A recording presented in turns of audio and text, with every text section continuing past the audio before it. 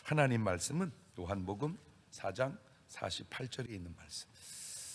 제가 봉독해 올리겠습니다. 예수님께서 가라사대 너희는 표적과 기사를 보지 못하면 도무지 믿지 아니하리라. 아멘. 할렐루야. 오늘도 참 좋은 날, 성스러운 주일 아침에 우리 주님 전에 찾아 나오신 사랑하는 성도 여러분에게 하나님의 신령한 은혜와 능력과 축복이 함께 하시기를 주님의 이름으로 축원합니다. 우리 옆 사람과 같이 하트 모양으로 인사하실 때 같이 은혜 받게 돼서 정말 반갑습니다. 우리 옆 사람하고 인사하십시다. 승리하셨습니다. 잘 이겨냈습니다. 할렐루야.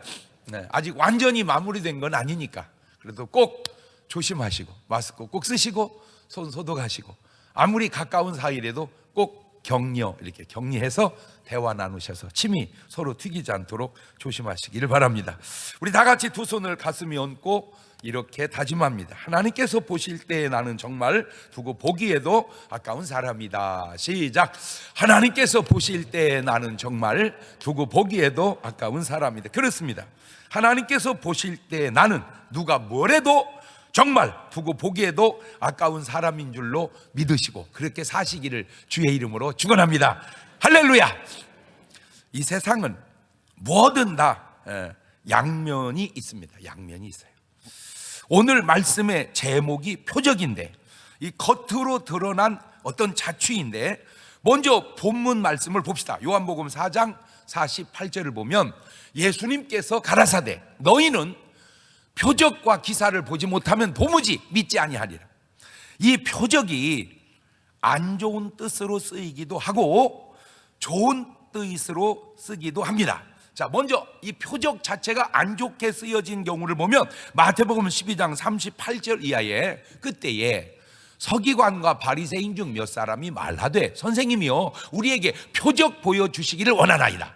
예수님께서 대답하시되 악하고 음란한 세대가 표적을 구하나 선지자 요나의 표적밖에는 보일 표적이 없느니라.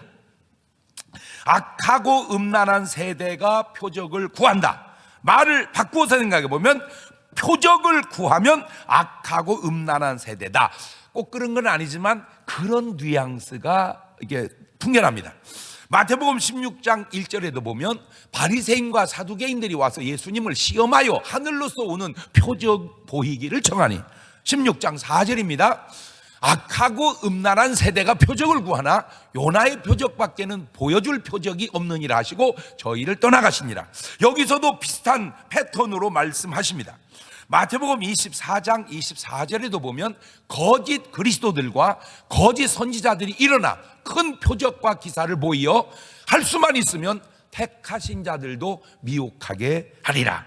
거짓 선지자들이 표적을 통해서 택하신 사람까지 미혹해 한다 그 말입니다. 자, 예수님께서 이들에게 이렇게 말씀하신 이유가 있습니다. 첫째는 누가복음 11장 16절을 보면 또 더러는 예수님을 시험하여 하늘로서 오는 표적을 구하니, 그러니까 순수하게 표적을 구하는 게 아니고 예수님 뭐 하려고? 시험하려고. 표적을 구하는 이유가 예수님 시험하기 위해서고, 더 나쁜 이유는, 다른 이유는 예수님이 표적을 보여줘도 표적을 믿지 못하고 또 다른 하늘로서 오는 표적 구하는 것은 예수님이 행하신 표적을 인정하지 않겠다. 다시 말하면 네가 지금 행하는 표적은 땅의 표적이니 하늘에서 오는 표적을 보여달라. 그러니 예수님이 무슨 표적을 거기에다가 또 보여주겠습니까? 그러니 예수님은 나는 요나의 표적밖에 보여줄 표적이 없다. 너희들에게 표적을 보여주고 싶지 않다, 그런 의도죠. 근데 이 말씀 속에 또 하나 제가 아주 중요한 뉘앙스를 깨달은 것은 병 낫고 뭐 이적을 행하고 그것이 중요한 게 아니라 요나의 표적은 뭐냐? 내가 3일 만에 죽었다가 부활하는 표적이야말로 진정한 표적이다, 그런 뉘앙스가 또 있어요. 그러니까 표적 중에 최고의 표적은 예수님이 무덤을 여시고 나온 부활의 표적이다, 그거예요. 그게 의미하는 게 뭔 표적이라고? 요나의 표적이라고. 그러니까 요나가 3일 동안 물고기 뱃속에서 죽은 것 같다가 살아난 것처럼 인자가 장례 치르고 3일 만에 죽은 자 같지만 살아나서 부활하리라. 이것이 진정한 표적이다. 할렐루야. 자, 이제 두 번째 좋은 쪽으로 표적이 사용되어진 걸 봅시다. 이제 표적이 좋은 쪽으로 사용돼요. 요한복음 2장 11절 보면 예수님께서 이 처음 표적을 갈릴리 가나에서 행하여 그 영광을 나타내심에 제자들이 그를 믿으니라. 자, 이 말씀 속에 표적이 영광을 나타내고 예수님을 믿는 계기가 되었다는 겁니다. 자, 다시 이 말을 뒤집어서 생각을 해보면 만약에 표적이 없었다면 영광도 없고 예수님을 믿는 믿음도 없었다는 의미가 될 수도 있다, 그 말입니다. 자, 요한복음 2장 23절도 보면 6월절에 예수님께서 예루살렘에 계시니 많은 사람이 그 행하시는 표적을 보고 그 이름을 믿었으나, 그렇죠? 그러니까 표적을 보고 예수님을 믿었다. 뒤집으면 표적이 없었다면 예수님을 믿지 않았을지도 모른다, 그런 뉘앙스가 생기죠. 자, 요한복음 3장 2절에도 보면 그가 밤에 예수께 와서 가로되 라피어, 우리가 당신은 하나님께로서 오신 선생인 줄 아나이다. 하나님이 함께 하시지 아니하시면 당신의 행하시는 이 표적을 아무라도 할 수 없음이니이다. 다시 말하면 예수님이 행하신 표적이 당신이 하나님과 함께 한다는 증거가 되고 있다, 그 말입니다. 말을 바꾸면 만약에 그런 표적이 없었다면 당신이 하나님과 함께 한다는 걸 우리가 어떻게 믿겠어? 그런 의미죠. 자, 요한복음 6장 14절에도 보면 그 사람들이 예수님의 행하신 이 표적을 보고 말하되 이는 참으로 세상에 오실 그 선지자라 하더라. 다시 말하면 예수님이 참 선지자임을 증명하는 것이 뭐냐? 표적이었다, 그 말입니다. 마가복음 16장 17절 이하에도 믿는 자들에게는 이런 표적이 따르리니 곧 저희가 내 이름으로 귀신을 쫓아내며 새 방언을 말하며 뱀을 집으며 무슨 녹을 마실지라도 해를 받지 아니하며 병든 사람에게 손을 얹은즉 나으리라 하시더라. 20절로 가면 제자들이 나가 두루 전파할세 주께서 함께 역사하사 그 따르는 표적으로 말씀을 확실히 증거하시니라. 표적이 하나님의 말씀을 확실히 증거했다. 자, 다시 뒤집으면 만약에 표적이 없었다면 하나님의 말씀이 확실히 증거되기가 쉽지 않았겠다, 그런 뉘앙스죠. 자, 사람들은 왜 계시는 하나님을 없다, 안 계신다고 할까? 왜 하나님은 없다 이렇게 말을 할까? 몰라서 그러죠. 몰라서. 두 번째는 하나님을 만나보지 못해서 그렇기도 하겠죠. 그런데 그런 사람들에 대해서 이미 하나님은 말씀해 놓으셨더라고요. 시편 14편 1절에 어리석은 자는 그 마음에 이르기를 하나님이 없다 하도다. 저희는 부패하고 소행이 가증하여 선을 행하는 자가 없도다. 말을 바꾸면 부패하고 소행이 가증한 자는 하나님이 없는 게 낫죠. 그러니까 없다 그렇게 말한다, 그 말입니다. 다시 세상 사람들의 눈으로 보면 예수님은 그냥 4대 성인 중에 한 분일 뿐이시다 이렇게 말합니다.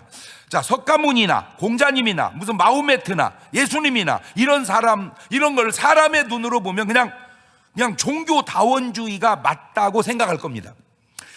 나의 종교가 귀하듯 남의 종교도 귀하며 나의 종교에 구원이 있듯 남의 종교도 구원이 있다는 개념인데, 문제는 이것이 그냥 세상 사람들 눈으로 보면 그거는 모르니까 어차피 그럴 수 있겠다, 무신론자니까 이해되는데, 크리스찬이라고 예수를 믿는다고 하는 사람들 속에도 이런 견해를 가지고 있는 사람이 있으니 이 사람들은 적어도 이런 하나님의 말씀을 믿지 못하고 해석을 못하고 있는 것 같아요. 어떤 말씀? 요한복음 14장 6절 이런 말씀. 예수님께서 가라사대 내가 곧 길이요 진리요 생명이니 나로 말미암지 않고는 아버지께로 올 자가 없느니라. 지금 저 말이 모든 종교에는 다 구원이 있다는 걸 아주 말도 안 되는 소리 하지 말라고 직접적인 언급은 없지만 저 말의 뉘앙스가 그걸 의미하고 있다는 거죠. 자, 사도행전 4장 12절에도 다른 이로서는 구원을 얻을 수 없나니 천하 인간의 구원을 얻을 만한 다른 이름을 우리에게 주신 일이 없음이니라 하였더라. 다시 말하면 어떤 이름이든지 다 구원이 있는 것 택도 없는 소리 하지 마라. 오직 구원은 예수 그리스도 한 분밖에 없다. 지금 그 얘기예요. 요것이 믿어져야 돼. 요게 믿어지는 사람이 구원받은 사람이고, 이 자체가 말이 안 된다고 느껴지면 아직 그 사람 구원이 없는 사람입니다. 간단합니다. 저는 오늘 이런 생각을 해봤습니다. 만약에 하나님의 말씀인 성경에서 모든 기적과 어떤 기사와 표적을 다 빼버린다면, 만약에 없었다면 아니 있어도 안 믿는다면 다른 경전과 성경의 차이는 과연 무엇일까? 성경에서 표적을, 이적을, 기사를 다 빼버린다면 다른 경전과 성경의 차이가 뭘까? 물론 성경으로서의 기적을 다 빼도 하나님의 말씀은, 성경은 그 권위가 있다는 거 난 인정은 해요. 왜냐하면 모든 책은 다 사람이 지은 사람의 책이지만 오직 성경만은 하나님 말씀이라고 하잖아요. 자, 성경 외에 하나님 말씀이라고 하는 책이 있어요, 없어요? 없어요. 그냥 말로든 뭐로든 없어요. 그냥 모든 건 다 책이야. 오직 성경만 뭐라고 그래요? 하나님 말씀이라고 합니다. 자, 창세기 1장 1절 보면 태초에 하나님이 천지를 창조하시니라. 어떤 경전에도 사람이 쓴 말, 글에는 이렇게 쓸 수도 말할 수도 없습니다. 어떤 인간이 태초에 내가 천지를 창조했다, 이게 말 못해요. 거짓말도 어지간해야지 저렇게 센 건 못 하는 거예요. 딱 하나님의 말씀인 성경에만 그런 말이 나옵니다. 자, 요한복음 1장 1절 보면 태초에 말씀이 계시니라. 이 말씀이 하나님과 함께 계셨으니 이 말씀은 곧 하나님이시니라. 자, 하나님이 천지를 창조하셨다. 그 하나님은 곧 뭐다? 말씀이시다. 그러니까 하나님이 천지를 창조하셨다 이 말이나 말씀으로 천지를 창조했다 이 말이나 같은 말이라는 거죠. 자, 그런데 요한복음 1장 14절 보면 말씀이 하나님이시라고 그랬죠.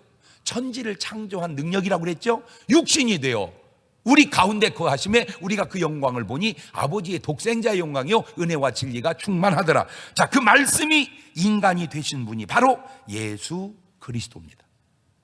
그러니까 대신 뭔 얘기하려고 그러냐면은 예수님은 그냥 세상 사람이 보는 듯 4대 성인 중에 하나다. 이거는 예수님이 어떤 분인지를 모르고 하는 얘기다 그 말이에요. 공자님이 말씀이 육신이 되신 분은 아니잖아요. 마호메트가 말씀이 육신이 된 분은 아니잖아요. 예수 그리스도는 말씀이 육신이 되신 분. 말을 뒤집으면 하나님이 인간이 되신 분. 차원이 다르다 그 말입니다. 자, 만약에 예수님이 부활하지 못했다 그러면 우리 기독교는 과연 어떻게 되었을까? 정말 다 죽어서 지금까지 모두 4대 성인이 무덤에 계신다면 예수님도 무덤에 계시고 공자님도 무덤에 계시고 석가모니도 무덤에 계시고 마호메트도 무덤에 계시면 과연 뭐가 다를까? 근데 요한복음 11장 25절 이하를 보면 예수님께서 가라사대 나는 부활이요 생명이니 나를 믿는 자는 죽어도 살겠고 무릇 살아서 나를 믿는 자는 영원히 죽지 아니하리. 이것을 네가 믿느냐? 자, 말로라도 어떤 성인이 저렇게 말할 수 있느냐 그 말입니다. 말로라도 고린도서 15장 12절 보면 그리스도께서 죽은 자 가운데 다시 살아나셨다 전파되었거늘 너희 중에서 어떤 이들은 어찌하여 죽은 자 가운데 부활이 없다 하느냐? 만일 죽은 자의 부활이 없으면 그리스도도 다시 살지 못하였으리라. 그리스도께서 만일 다시 살지 못하였으면 우리의 전파하는 것도 헛것이고 또 너희의 믿음도 헛것이며 16절입니다. 만일 죽은 자가 다시 사는 것이 없으면 그리스도도 다시 사신 것이 없었을 터이요 그리스도께 다시 사신 것이 없으면 너희의 믿음도 헛되고 너희가 여전히 죄 가운데 있을 것이요 또한 그리스도 안에서 잠자는 자도 망하였으리니 예수님 외에 누가 이렇게 말하며 누가 이렇게 증명할 수 있겠는가? 여러분, 기독교가 일반 종교와 다른 아주 중요한 차이는 기독교는 하나님으로부터 나왔고 모든 다른 종교는 인간으로부터 출발했다는 겁니다.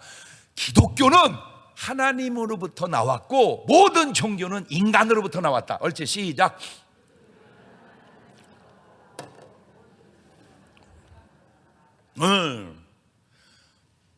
출발이 다르다는 게 출발이. 기독교와 일반 종교는 출발이 다르다 이거. 그래서 아까도 얘기한 것처럼 기독교가 일반 종교는 창조성이 다르단 말이에요. 창조성. 주님이 그랬잖아요.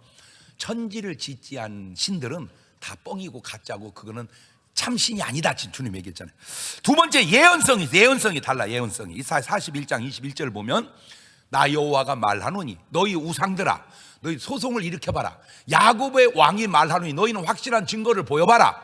장차 당할 일을 우리에게 진술해봐라. 또 이전 일이 어떠한 것도 고해봐라. 우리가 연구하여 그 결국을 알리라. 혹 장래사를 보이며 후래사를 진술하라. 너희의 신됨을 우리가 알리라. 또 복을 내리든지 화를 내리라. 우리가 함께 보고 놀라리라. 과연 너희 이건 아무것도 아니며 너희 일은 허망하며 너희를 택한 자는 가증하니라. 헛거다. 너희들은 헛거다. 예수 그리스도의 표적과 기사가 바로 정말 그분이 하나님이시고 참된 구원의 종교라는 걸 증명합니다. 요한복음 9장 32절을 보면 창세 이후로 맹인으로 난 자의 눈을 뜨게 하였다 함을 듣지 못하였다. 누가 맹인의 눈을 뜨게 하겠느냐? 요한복음 10장 20절 이하를 보면 그 중에 많은 사람을 저가 귀신 들려 미쳤거늘 어찌하여 그 말을 듣느냐 하매 혹은 말하되 이 말은 귀신 들린 자의 말이 아니다. 야, 귀신이 맹인의 눈을 뜨게 할 수 있겠느냐? 요한복음 10장 37절입니다. 만일 내가 내 아버지 일을 행치 아니하거든 나를 믿지 말려니와 내가 행하거든 나를 믿지 아니할지라도 그 일은 믿으라. 그리하면 너희가 아버지께서 내 안에 계시고 내가 아버지 안에 있음을 깨달아 알리라 하신대. 자, 지금 뭘 얘기하려고 그러냐? 예수님 자체를 믿는데 예수님이 하는 일, 그것이 사람이 할 수 있는 일이냐? 그것이 하나님이 나와 함께 한다는 결정적 증거가 되지 않느냐? 말 바꾸면 표적을 통해서 내가 하나님의 사람임을, 하나님이 내 안에 계심을, 내가 하나님의 안에 계심을 믿어라. 자, 이걸 우리 삶으로 가져오면 오늘 믿음만 갖고는 안 되고 그 믿음에서 나타나는 삶이 믿음을 증명해 줘야 된다, 그 얘기입니다 지금. 믿는 사람에게 나타나는 어떤 증거가 있어야 된다는 거예요. 예수님은 말만, 야 나와 하나님은 하나다, 말만 그런 게 아니라 하나인 증거를 보여주듯 오늘 우리가 구원받았다, 말만 구원받다 하지 말고 구원받은 증거를 보여라니. 구원받은 증거를. 그게 뭐냐? 증거, 함께하는 증거. 그게 오늘 말씀의 제목을 들이다대면 표적이다. 아, 저 사람은 하나님과 함께하는 증거가 있다. 아, 저 사람은 구원받은 증거가 있다. 지금 안타까운 게 뭐냐면 그 표적이 없이 우리가 신앙생활하고 있는 거 아니냐, 그 얘기죠. 그 증거가 없이 하고 있는 거 아니냐. 그래서 마태복음 9장 32절 이하에도 저희가 나갈 때 귀신 들려 벙어리인 자를 예수님께 데려오니 귀신이 쫓겨나고 벙어리가 말하거늘 무리가 기이 여겨 가로되 이스라엘 가운데 이런 일을 본 때가 없다 하되 바리새인들은 가로되 저가 귀신의 왕을 빙자하여 귀신을 쫓아낸다 하더라. 야, 어떻게 같은 사건을 봐도 보는 관점이 그렇게 다를까? 신기하지 않습니까? 그래서 마가복음 4장 11절 이하에 이렇게 말했네요. 이르시되 하나님 나라의 비밀을 너희에게는 주었으나 외인에게는 모든 것을 비유로 하나니 이는 저희로 보기는 보아도 알지 못하며 듣기는 들어도 깨닫지 못하게 하여 돌이켜 죄 사함을 얻지 못하게 하려 함이니라. 그런데 참으로 안타까운 것은 언제부터인가 우리 기독교 안에도 이런 예수님의 표적이 점점 사라져가고 있고 그것이 무슨 옳은 양 인식되어 가고 있다는 겁니다. 잘 보세요. 마태복음 7장 28절 이하를 보면 예수님께서 이 말씀을 마치심에 무리들이 그 가르치심에 놀래니 이는 그 가르치시는 것이 권세 있는 자와 같고 저희 서기관들과 같지 아니함일러라. 자, 여기서 두 가지가 구분됩니다. 예수님의 가르침은 권세가 있고 서기관들의 가르침은 권세가 없다. 아, 가르침은 비슷한 것 같은데 권세 있는 가르침이냐 권세가 없는 가르침이냐, 이게 차이가 있구나. 자, 이미 이때부터 예수님의 말씀은 권세 있는 자와 같고 서기관과 같지 않았으니 그 계열이 지금 오늘 우리가 신앙생활하는 이 계열이 예수님 계열이냐 서기관들 계열이냐, 그 얘기예요. 지금 오늘 우리의 신앙생활이 예수님 계열이냐 서기관들의 계열. 서기관 계열이 없어졌냐 지금도 계속되냐? 예수님 가르침이 없어졌냐 지금도 계속되냐? 계속된다면 오늘 우리의 따름이 신앙생활이 예수님 계열인가 서기관들의 계열인가, 그거예요. 지금 제가 하고 싶은 얘기가 그 증거가 예수님 계열은 뭐가 있다? 권세가 있다. 예수님 계열은 권세가 있다. 시작. 자, 보세요. 이미 침례 요한과 예수님도 달랐습니다. 마태복음 3장 11절 보면 나는 너희로, 요한이 하는 얘기입니다, 회개케 하기 위하여 물로 침례 주지만 내 뒤에 오시는 이는 나보다 능력이 많으신, 나는 그의 신을 들기도 감당치 못해 그는 성령과 불로 너희에게 침례를 주실 것이고 손에 키를 들고 자기의 타작마당을 정하게 하사 알곡은 모아 곡간에 들고 쭉정이는 꺼지지 않는 불에 데우시리라. 자 보세요, 요한은 물 침례만 주는 사람입니다. 예수님은 불과 성령으로 성령 침례를 주는 사람입니다. 그렇다면 오늘 우리의 신앙의 계열이 요한 계열이냐 예수님 계열이냐, 그 얘기예요. 다시 말하면 물 침례만 주는 계열이냐, 물 침례와 더불어 성령 침례까지 받는 계열이냐, 지금 그거예요. 자, 손에 키를 들고 알곡과 쭉정이를 추수하시는 분은 바로 예수 그리스도밖에 없습니다. 자, 또한 사도행전 19장 1절 이하에 보면 또 두 계열이 나옵니다. 아볼로가 고린도에 있을 때 바울이 입주방으로 다니 에베소에 와서 어떤 제자들 만나 가로되 너희가 믿을 때 성령을 받았느냐? 가로되 아니라 우리는 성령 있음도 듣지 못하였노라. 그럼 바울이 가로되 그러면 너희가 무슨 침례 받았느냐? 대답하되 요한의 침례로다. 바울이 가로되 요한이 회개의 침례를 베풀며 백성이 말해야 돼 내 뒤에 오신을 믿으라 하였으니 곧 예수라 하거늘 저희가 듣고 주의 있음으로 침례를 받으니 바울이 그들에게 안수함에 성령이 그들에게 임하심으로 방언도 하고 예언도 하니 모두 12사람쯤 되니라. 자, 이미 아볼로의 계열과 바울의 계열이 다릅니다. 중요한 것은 지금 오늘 우리의 신앙생활이 누구 계열이냐는 거예요. 오늘날 한국 교회는 누구의 계열로 따라가고 있느냐, 그 말입니다.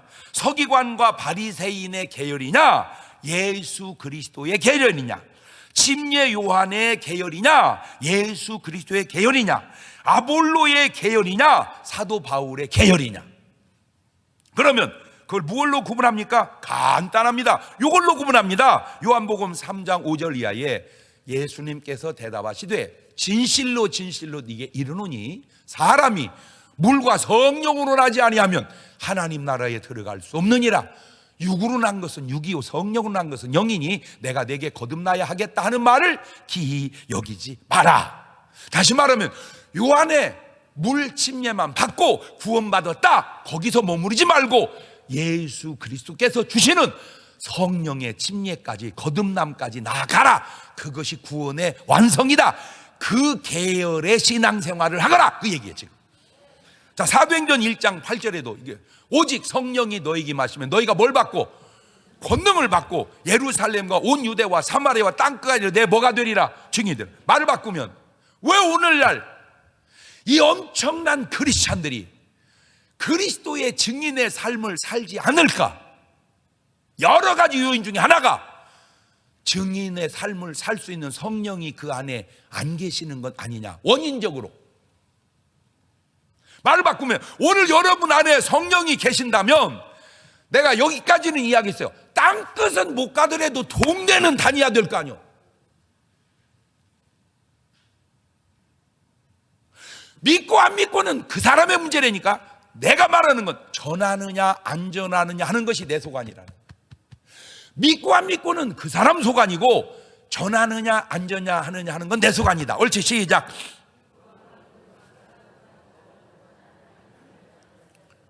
사람들은 내가 그 사람을 믿게 하는 줄 알아요? 아니에요.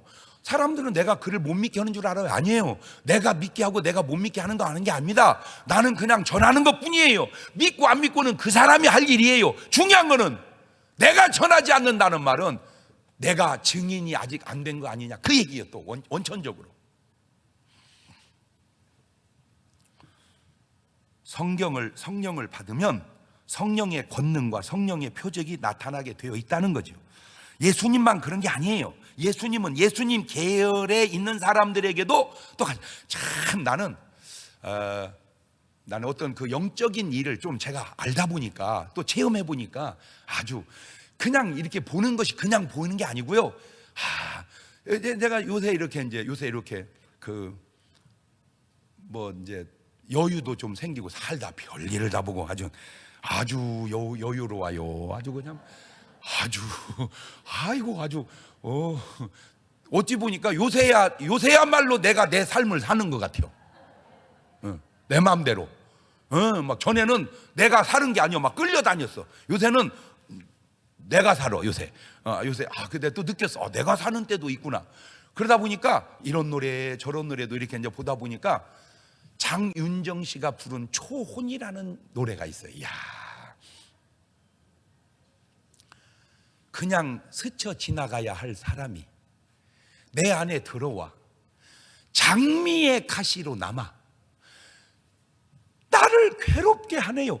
그게 초혼이란 말이에요. 그러니까 그냥 지나가야 할 사람이 귀신이 돼서 내 안에 들어와서 그냥 장미로만 온 게 아니라 가시로 나를 꾹꾹 찔러대니 내가 죽겠다, 그 얘기예요. 그 노래가 어떻게 노래를 그렇게 만들 수 있을까? 내가 볼 때 그 노래 만든 사람도 어떤 영적인 어떤 걸 좀 아는 사람이야. 대단해.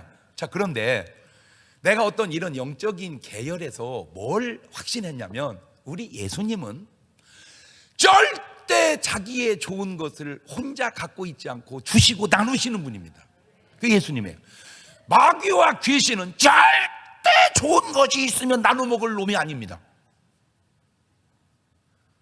그것이 물질이든 그것이 무슨 능력이든 그것이 어떤 뭐든 그리스도의 성품은 나눔이요, 마귀의 성품은 움켜쥡니다.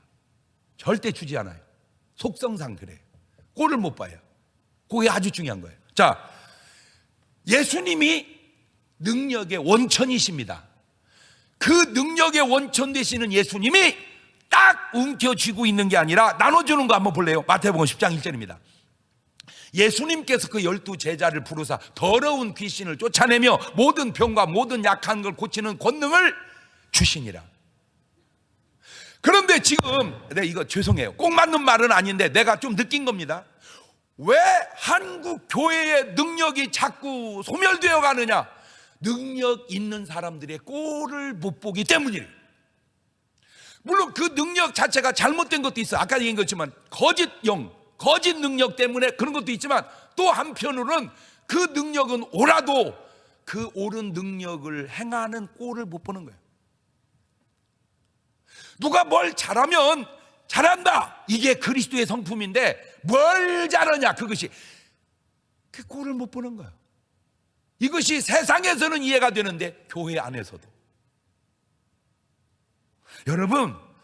여러분 솔직히 내 기쁨만 갖고 기뻐하면요, 기쁠 일 별로 없습니다. 남의 기쁨 갖고 기뻐해야 기쁠 일이 많아지는 거예요. 나는 뭔 말만 해도 이렇게 말이 진짜 멋있나 몰라. 그냥 내가 생각을 해봐도. 여러분 솔직히 내가 집 사서 기뻐하면요, 평생에 집 몇 번이나 사겠습니까? 내가 집 사서 기뻐하면 몇 번이나 사겠어, 평생에. 아무리 많아봐야 한 10번, 5번, 2번, 1번. 그러나 남의 집 살 때 기뻐하면요, 맨날 기뻐. 집사님 나 집 사서 나 집 사서 나 집 사서 맨날 기뻐. 그런데 나 집 사서 집 사고 그러니까 불행한 거예요.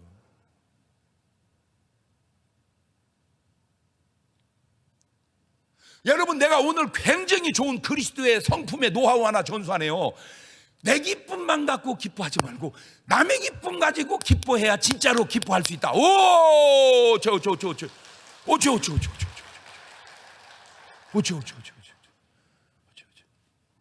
예수님은 권능을 혼자 독차지한 게 아니에요. 나눠주는 거예요, 제자들에게. 그것뿐이 아니에요. 제자들에게 줬다. 그것까지 내가 이해하겠어요. 누가복음 10장 1절 보세요. 이후에 주께서 달리 70인을 세우사 진이 가시려는 각동 각처로 둘씩 앞서 보내시며, 17절입니다. 70인이 기뻐 돌아가되 주여 주의 이름으로 귀신들도 우리에게 항복하더이다. 20절입니다. 귀신이 항복하는 걸로 기뻐하지 말고 너희 이름이 하늘에 기록된 것으로 기뻐하라.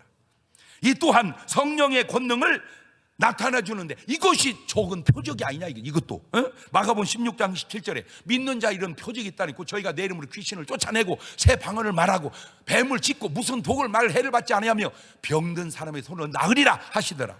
20절에 제자들이 나가 두루 전발 주께서 함께 역사하사 그 따르는 표적으로 말씀을.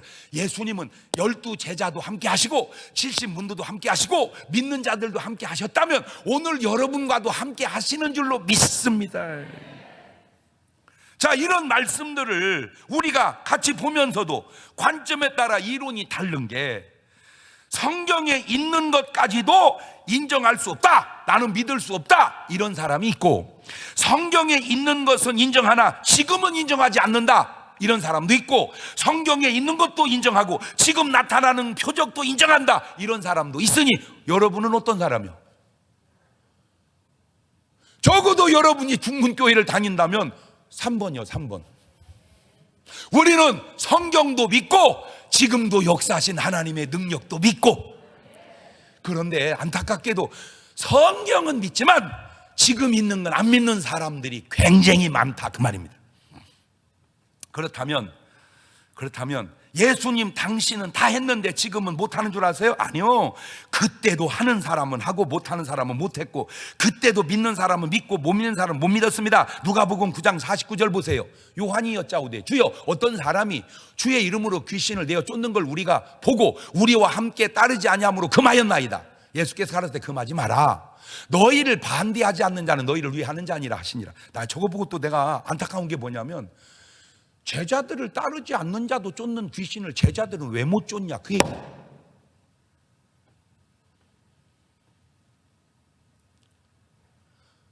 무슨 이단이 잘못하는 거 나 인정하지 않아요. 근데 내가 도전받는 게 뭐냐, 이단도 하는 걸 1단은 왜 못하냐니. 1단이니까 못하죠. 그러면 3단 해야 돼, 우리가. 2단보다 한 단계 높은 3단. 아니, 우리가 잘못된 이론과 교리를 말하자는 게 아니라 2단도 하는 전도를 왜 1단이 안 하고, 2단도 가진 기쁨을 왜 1단이 없으며, 그러니까 안타까워서 그래요. 그럼 뭐예요 도대체 우리는? 우리 1단은 뭐예요 그러면? 어떻게 구원의 기쁨이 2단만도 못하며, 어떻게 전도하는 열정이 2단만도 못하며, 어떻게 귀신 쫓는 능력이 2단만도 못한가? 1단이 이게 말이 되는가?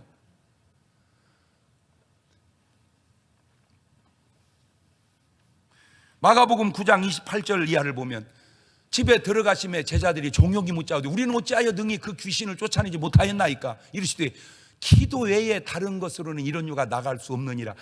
그 표적을 행한 자체가 잘못이 아니라 기도가 부족한 것이 잘못이라고 얘기하잖아요. 기도가. 말을 바꾸면 기도 안 했다는 거예요. 기도 안 했다.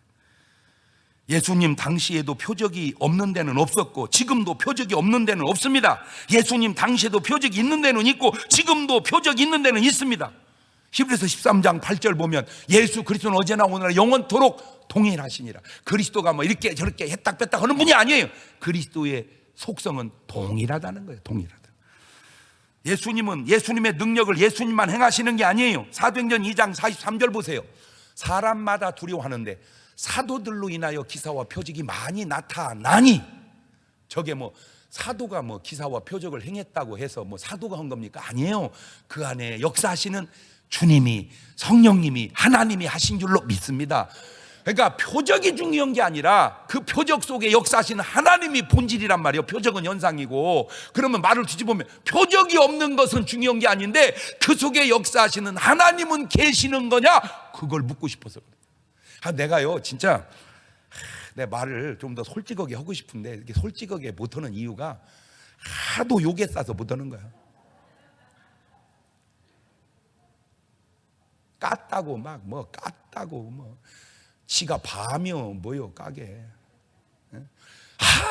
그 내가 느낀 게 있어요. 뭐냐면 알아듣는 사람은 말 안 해도 알아듣고 못 알아듣는 사람은 지어줘도 못 알아들어.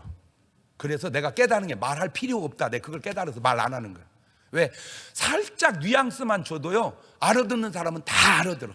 그러니까 지혜로운 사람은 남 얘기 속에서 자기가 깨닫고, 어리석은 건 지 얘기해줘도 남 얘기인 줄 알아.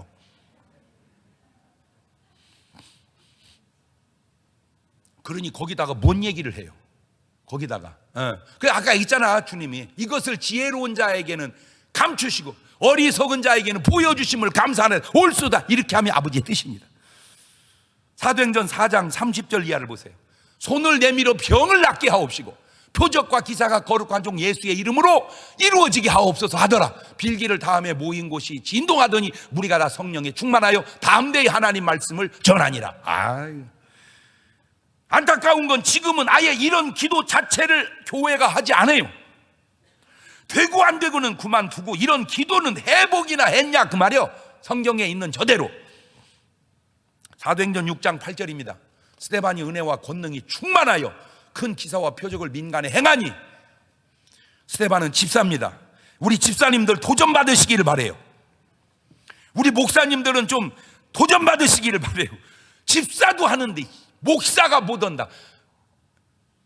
나는 한다 못 한다 그 얘기를 얘기하려는 게 아니고 가능성이라도 열어두라 그 말이에요. 가능성이라도. 왜? 필요에 따라서 주께서 역사하실 수 있도록. 아멘.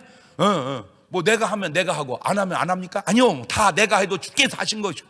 아멘. 그러니까 뭐라도 열어놓자. 가능성을 열어놓자. 주여 역사하여 주시옵소서. 근데 이제 잘못되는 사람들이 뭐냐? 주님이 역사했는데 지가 한 줄 알아. 그걸 착각이라고 그러고 그걸 교만이라고 그러는 거예요. 그러니까 수준 있는 사람들이 하는 말을 들어보세요. 사도 바울 같이 훌륭하고 지식 있고 능력 있는 사람이 어디 있어? 그런데 바울이 뭐라고? 오늘의 나의 나 된 건 다 뭐다? 주의 은혜다. 나는 날마다 뭐 한다? 제발 좀 잘난치기 좀 하지 말아라.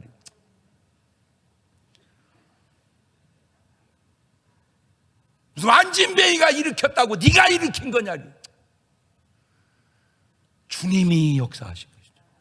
안수에서 방언이 터졌다고 네가 터친 거냐? 주님이 역사하셨어요. 능력이 나타날수록 인간은 사라져야 되는 거요. 누구만 나타나고 네가 자꾸 나타나니까 주님이 역사할 공간이 없어지는 것은 아니냐라고 내가 바른 말 좀 해보고 싶어서 그런 거예요. 왜? 저는 뭔 경험이 없겠어요. 제가 막 한참 막 역사가 일어날 때 청주에 우리 친구 목사가 부흥이 좀 와달라고 그래서 가서 내가 막 대대적으로 홍보하라고 그랬어. 막 안진뱅이도 일어날지도 모른다. 막 맹인도 눈 뜰지 몰라. 막 더 오라고 그래라. 막 소문을 막 내가지고 막 엄청 많이 왔어요. 막 그 좁은 게 꽉 찼어요. 막 끝나고 막 안수러는데 하나도 역사가 안 일어나는 거야. 그거 이상하네. 왜 그러지 이거? 하나님 왜 그러십니까 이거? 왜 하나님 역사 안 하십니까? 그랬더니 내가 혼자 깨달은 거요. 네가 하도 앞서가길래 나는 그냥 빠졌다 그러시더라고. 네가 하도 앞서가길래 나는 그냥 내가 빠졌다.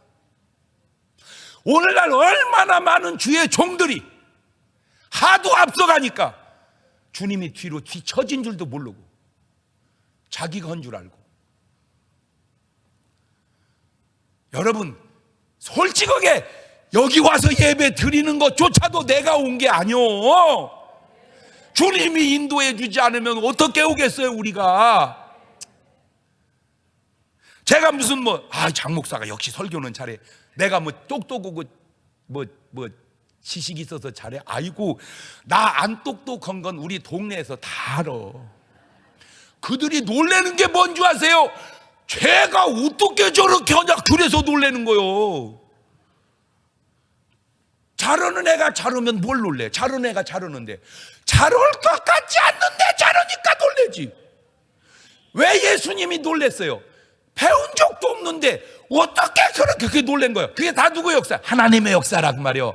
그러니까 다 주의 역사다 이 말이요. 다 주의 역사다. 다 주의 역사다. 제발 좀 교회 안에 잘난치어지고 잘난치 때문에 주님이 자꾸 움츠러든다 그 말이요. 인간의 잘난치 때문에.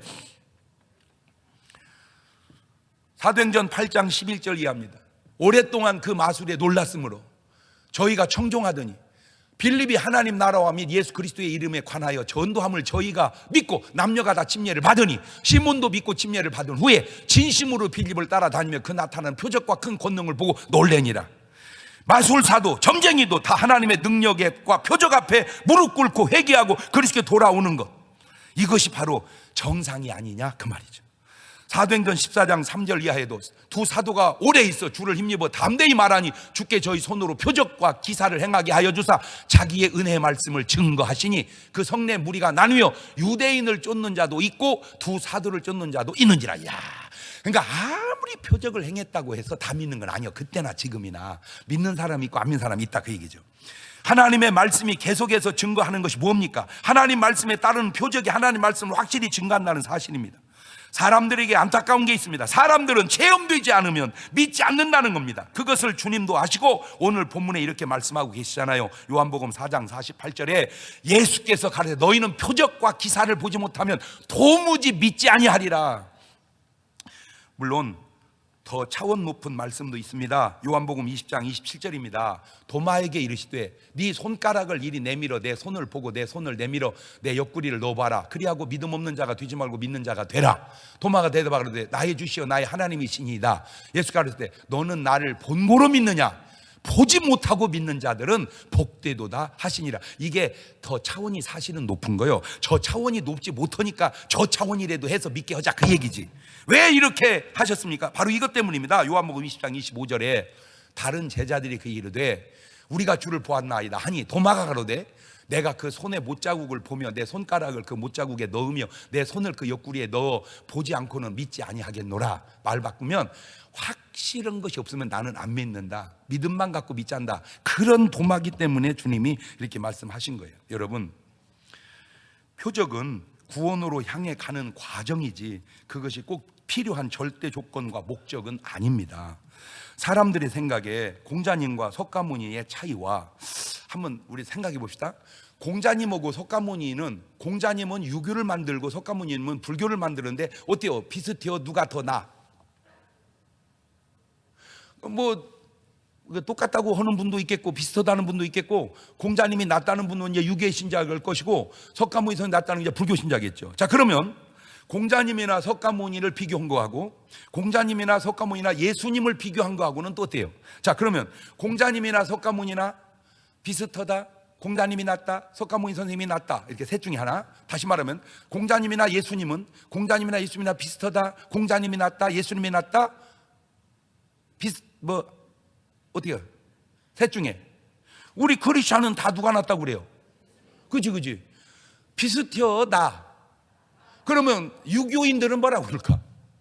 유교인들도 아이고 뭐 나는 참 종교야 유교지만 예수님이 낫죠. 그런 분도 계시겠지. 그렇지만 뭐 공자님이나 예수님이나 다 훌륭한 분 아닙니까? 예. 자, 그걸 뭐 이제 불교인도 뭐 그렇게 비슷한 맥락으로 얘기하겠죠. 그러면 마태복음 16장 13절 이하를 봅시다. 예수님께서 가이사랴 빌립보 지방에 이르러 제자들에게 물어가라되 사람들이 인자를 누구라 하느냐? 가로되 더러는 침례 요한, 더러는 엘리야, 어떤 이 예레미야 선지자 중에 하나라 하다이다. 가로되 너희는 나를 누구라 하느냐? 시몬 베드로가 그러되 주여 주는 그리스도시요 살아계신 하나님의 아들이시니이다. 예수님이 선지자 중에 하나다. 그거는 세상 사람들이 하는 얘기예요.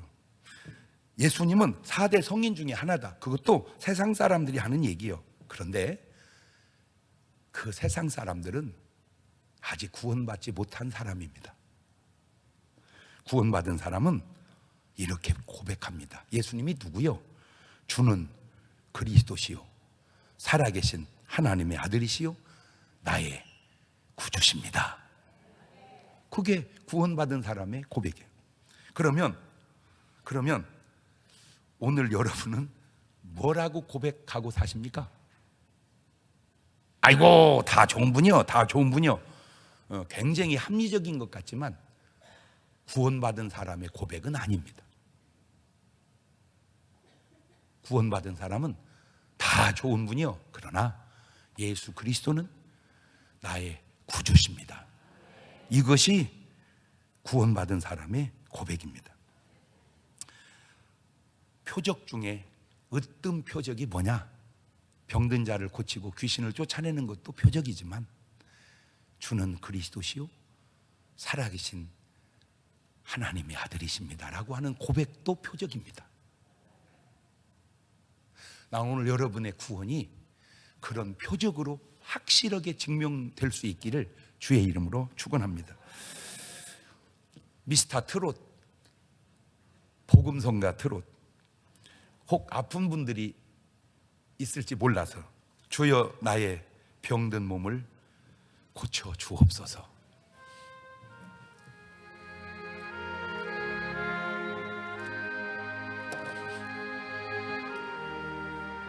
몸이 아프신 분은 아픈 곳에 손을 얹고 주여 나의 병든 몸을 지금 고쳐주소서. 모든 병을 고쳐주마 주 약속하셨네. 내가 지금 굳게 믿고 주님 앞에 구하오니 주여 크신 권능으로 곧 고쳐 주소서. 4절 나의 병을 고쳐주심 내가 믿사옵니다. 지금부터 영원토록 주 찬송하겠네. 나를 구원하신 말씀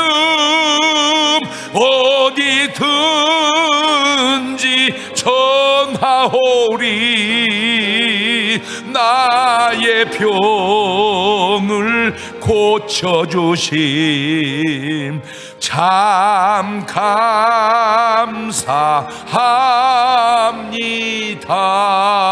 감사합니다.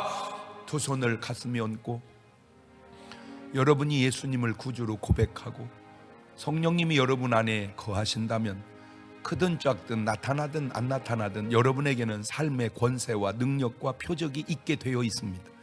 그것이 바로 내가 구원받은 하나님의 사람임을 증명하는 아주 중요한 확증이 되는 거예요.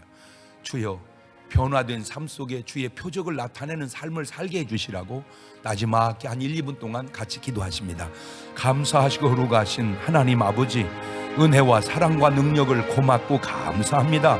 그렇습니다. 우리 하나님은 표적의 하나님이시요, 우리 예수님도 표적의 주님이시요, 우리 성령님도 표적의 영이십니다.